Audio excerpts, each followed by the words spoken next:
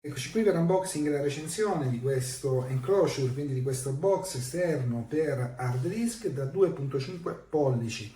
Andiamo a vederlo insieme, un prodotto economico, al momento della recensione siamo di poco al di sotto dei 10 euro, poiché viene offerta. Vediamolo subito assieme. Procediamo con l'apertura, prima controlliamo le marchiature, CE, UKCA, FCC, abbiamo la maggior parte delle marchiature. Bene. Apriamolo. Allora, packaging esterno gradevole, internamente un packaging diciamo quasi inesistente perché il prodotto balla all'interno della confezione. Cavo USB 3, vediamolo subito assieme,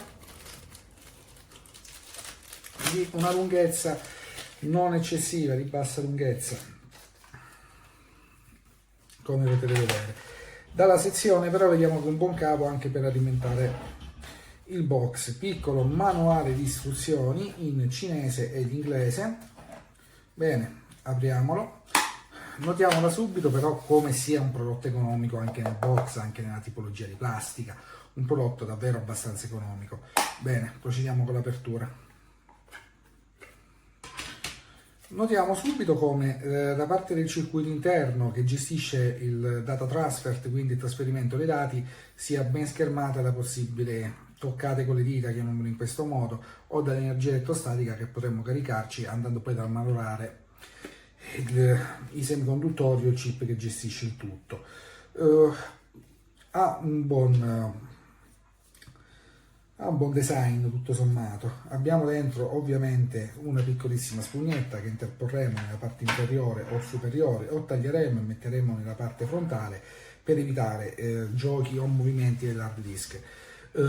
Ovviamente possiamo andare a installarci un SSD SATA. Guardate, se adesso dovessi dare una recensione su due piedi senza testarlo, quindi la parte del test sarà nella seconda parte del video, devo dirvi che per essere un prodotto economico, un buon prodotto, ad esempio avete un vecchio portatile o un vecchio disco e volete andare a riutilizzarlo come memoria esterna, penso che questa sia una soluzione economica e giusta per farlo, una buona soluzione.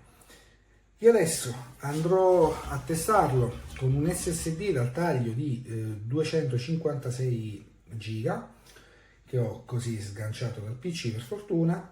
Andrò a testarlo, proverò un attimo le velocità, le proverò ovviamente con hard disk installato all'interno e hard disk all'esterno, con una porta USB 3 che mi lavori a piena banda.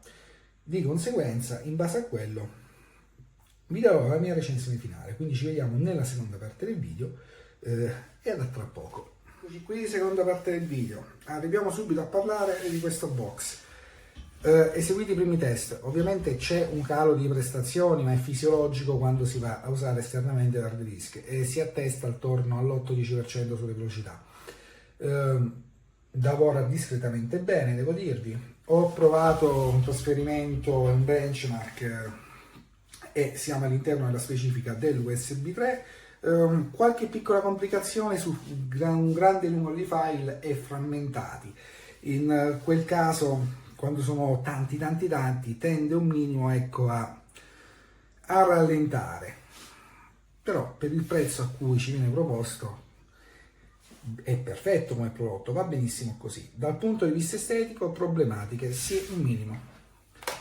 Allora, il fatto che non ci siano dei gommini nella parte inferiore fa sì che un piccolo movimento ce lo faccia spostare sul piano.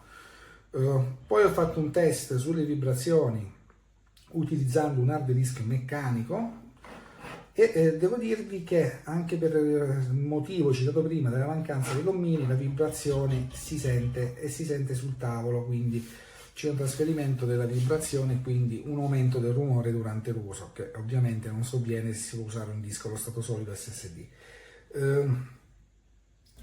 Che dirvi? A parte questo, grandissime problematiche non ce ne sono.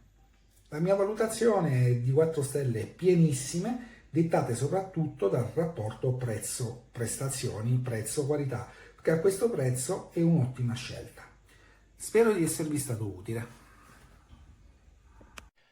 Okay, so we're going to test out today this iDsonix 2.5-inch hard drive enclosure. We're going to see what you get in the pack, and then we're going to do some proper testing with it. So this is what you get. There's the enclosure itself, and it also comes with a USB 3 cable, and that's about it. An instruction booklet here. Okay, let's quickly look at the enclosure. It's as cheap as they come. It feels like very, very, very cheap plastic. Yeah, actually, no, that's not fair. That's not fair. It just feels like cheap plastic, not very, very, very cheap plastic. It could be 3D printed. It's okay. Well, the important thing is, does it work? Because it's not really the enclosure that's the important thing. It's the interface. So let's see how it works. Opening it up, you've got a couple of sticky Velcro strips here for whatever reason. Actually, just sticky, fluffy strips. They're just to pad the hard disk, I think, to cut down on vibrations. And then there you have the SATA interface, or SATA interface if you prefer. I mean, this is the USB 3 cable that comes with it. It's a pretty short length of cable. Let's open it up and take a look. As you can see on my mat, it's just over 43 centimeters, probably about 45 centimeters long, if you're including the plugs at either end. Okay, so we're going to test it out with this 2.5-inch hard disk, and I have literally just tested this with another USB to SATA adapter, so we're going to be able to see whether or not it works. Installing it there, it's actually fine and it's quite snug. I'm not going to bother with these just for now. I'm just going to stick it on because we're interested in testing it, aren't we? So pop the enclosure cover on like this. Slide it up. Maybe it's not moving about at all in there, really. That sounds fine. I'm sure using those would dampen any possible vibrations if necessary. And actually, you know what? With the weight behind it of the hard disk, it feels a little bit better. It feels a little bit more substantial. Like I said before, the most important thing is, how does it perform? Let's test that now. And it's picked up the disk absolutely fine. Yeah, there it is. No issues, no problems. Worked first time. This is obviously with a mechanical hard disk, so the power requirements are going to be slightly higher than an SSD. SSD would be obviously a lot lighter, both in terms of weight, but also in terms of the amount of power that it demands. Yeah, okay, not bad. Okay, so I'm just running a very quick benchmark now. Obviously with a mechanical hard disk, this isn't really fair. You'd probably expect a maximum of around about 90 to 100 megabytes a second with a disk like this. But let's see. Yeah, that to me shows that this is functioning absolutely fine.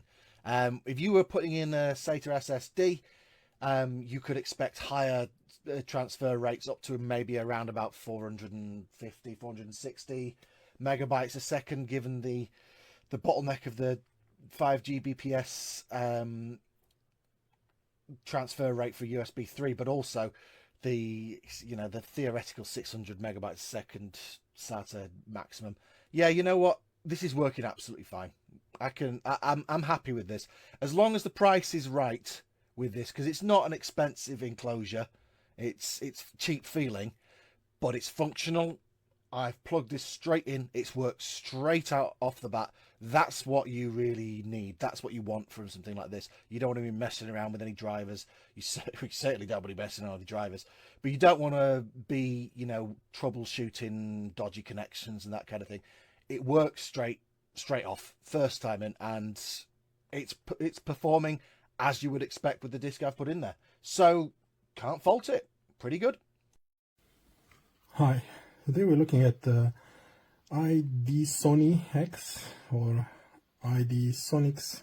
I think it's iDsonix IDPW25. It's a 2.5-inch hard drive enclosure. So it takes a normal hard drive or an SSD, obviously if it's a 2.5 inches. No tools needed. Micro B port, and it tells you it claims up to 5 gigabytes per second speed. Yeah, so that's get more info. Let's see what's inside. That's why we came here today, no? of I kind of like to open them nicely, and they never let me.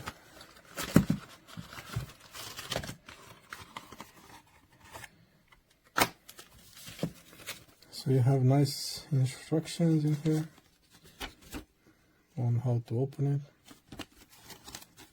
That is in English as well. That's the cable. So it's a USB to micro D, whatever it's called.